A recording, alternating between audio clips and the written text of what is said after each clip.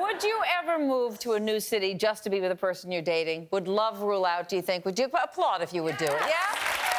All right. A Huffington Post blogger recently wrote about her experiences moving across the country because of a guy. She'd always actually dreamed of moving to New York when she was finishing up college, but he was in Miami, so she moved there instead for the sake of the relationship.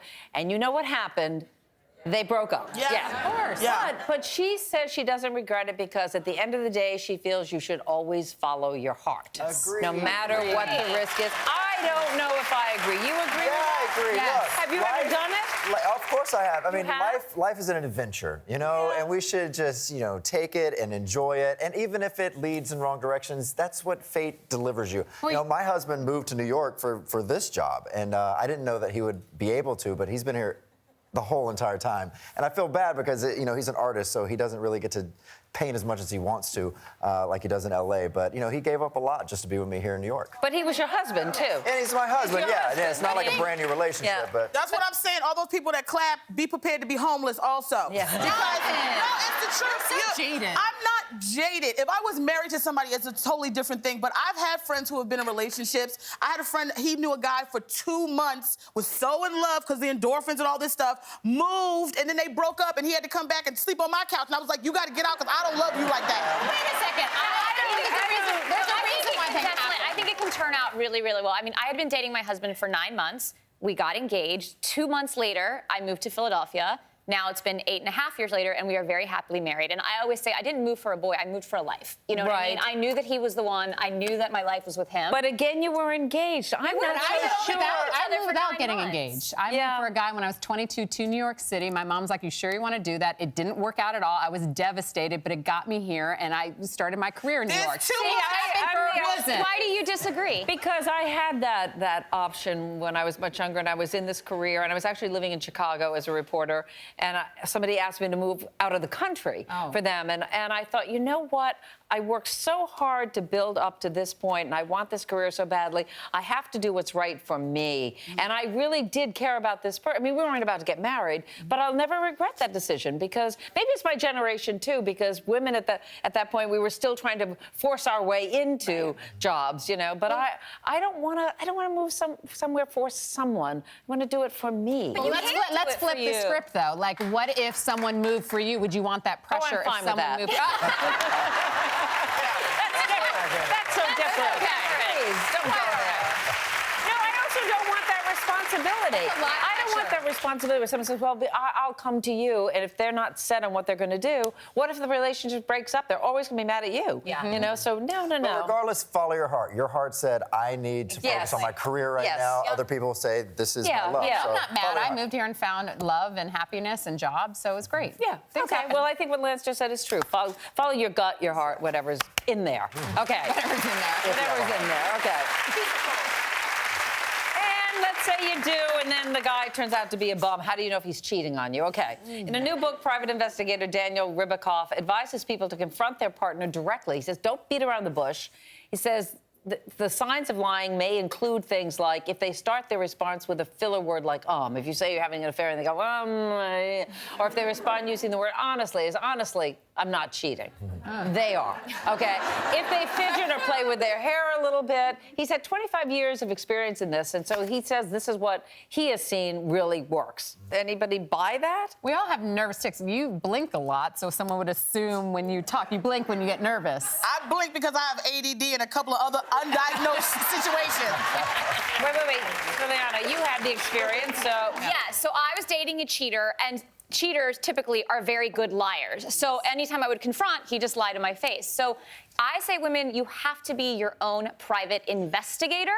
So I hacked into his computer, into his email, caught him in emails. Then I broke into his apartment, not broken. His doorman let me in because I had some of my personal possessions in there. And I think the doorman knew what was going on at night. So he wanted the guy caught? I think he wanted me to catch him because he was like, this is a nice girl. And I caught him in the act and I confronted him. You had a great skill, but tell him how you hacked the computer. You did a good thing. No, you did an awesome thing. We were all perplexed. We're like, how'd you hack into his how did I hack computer? into his email? Yeah. So back in the day, before Gmail, everyone had Hotmail, and you just had to reset the password. So I reset his password because I could kind of guess what his answers would be. I sound like such a crazy stalker right now. I cannot believe I am saying this on TV, but I am an internet sleuth. So Patrick, if you're watching, Now, what if you had done that? You hack in, you do something that you know in some ways is not the right thing to do, and you'd found out that he was doing nothing. Would you have felt bad? I would have felt really bad because it is a violation of the Right. trust. But you know what? I knew in my gut that something was wrong, and you have to trust your gut, especially in relationships. If you've got a bad feeling about the guy,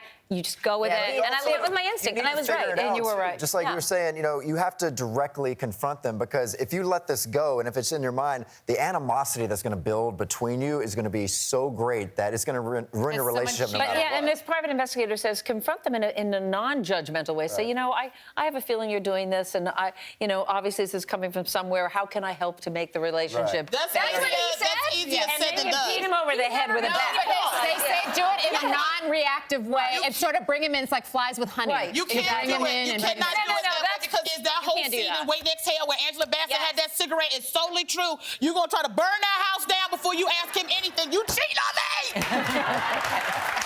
All right, on that really conciliatory note. Came on back all of a sudden. Oh, I'm sorry. Calm down, Clara. Yeah, it came back. I'm sorry, I had a flashback. All right, clap your hands if you've ever wished you had a different name. Ever wish you had a different? Really?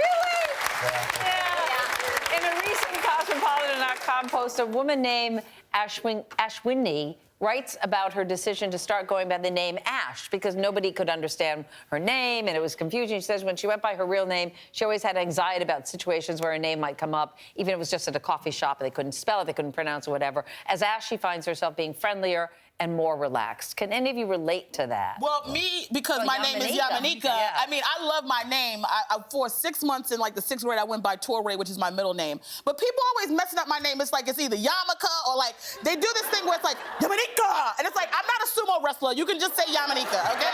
But I remember when I met you and I would go Yamanika, Nika, Nika, and I didn't think you liked that. No, because it's like don't sing my name unless we Okay. sing it in, and then we in a relationship and we in bed. Then you can sing my name. Okay, all right. I have a love-hate relationship with my name. I loved my name as a kid because I was obsessed with Lance a lot. Then the Cosby Show came out, and there was a character on there named Lance, and it just destroyed my name for me. And everyone in the South says Lance. And then when I joined in, These suspenders. Yeah, right, and then I joined NSYNC, and the guys changed my name for a year to Lanston to fit, because I don't know if you know this. Well, not many people would know this. The last letter of our first name spell NSYNC. And Lance doesn't fit in NSYNC. So as a joke, they started naming me Lanston, and it stuck for a good year, and I hated it. So then I went back to Lance. Oh, you just... Lance.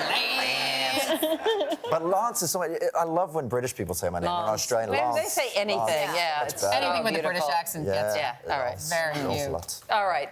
When I was pregnant, oh, that's many years ago, I was so excited to be a mother. I didn't care what gender my kids were. I actually guessed them all right. I mean, I thought I'm going to have a boy, I'm going to have a boy, and I was right. Whatever. But apparently a lot of women are resorting to old wives' tales methods because they desperately want to have girls. When they do the statistics, more women by a long shot want girls than boys, at least as a first baby. And they'll eat, the way to get a girl, if you believe the old wives' tales, is you eat a lot of oranges, you wait for a full moon, you have sex a few days before ovulation because the male sperm move really fast, but they die quickly. The female sperm, female sperm are slow. That's called in a lot life. of endurance. By the time that you're ready, the women are there, the men are dead. Yeah. So that's basically how it works, yeah. And when they're alive, they're dead. Yeah, exactly. I find that fascinating, but did you plan it out? You know what? The first one, we just got pregnant. Yeah. And then the second one, we had a friend who told us all these little methods. And, you know, when you're doing it, you're doing it. So it just happened the second one. But we didn't know either, and we didn't want to know. Yeah. So, but I have to say, that orange thing, I craved oranges with both my girls. Really? And so the first one I craved oranges, I had a girl. The second one I craved oranges, and I was like, oh, I'm probably having a girl. But I just wanted healthy. It doesn't really matter. Would you guys care what gender if you had? Well, I think I have a dream family. I think I always built this We all family. do. Yeah, and so I always wanted a son to come first because I always thought it'd be fun for him to protect the younger one if it's a girl. A so little you always Lance have this dream. Jr. A little Yeah. Lance Jr. Yeah. So. With baby And steps. because, you know, as a guy, you just know more about a guy. Yeah, you know, yeah. teaching him how to play baseball, that type of stuff. Yeah. You just feel more comfortable with, I guess you're saying, But I have sex. to say, when I heard you tell this story, my husband, we have the 2 girls, and I thought I was so sad. I'm like, he doesn't have a boy. We're not having any more kids, but he doesn't have a boy. And he turned to me, he's like, I have 2 little girls, and I think you would love a little girl. I know I'm gonna love a little I girl. know. Yeah, But you never know what you're gonna get. And so I think you would just like. I would like you'd one get of each. melted. One of By each the would be time nice. I'm ready to have children, I don't care what it is. It could be a gremlin. I'm just gonna love it. It might be a gremlin by the time I have babies.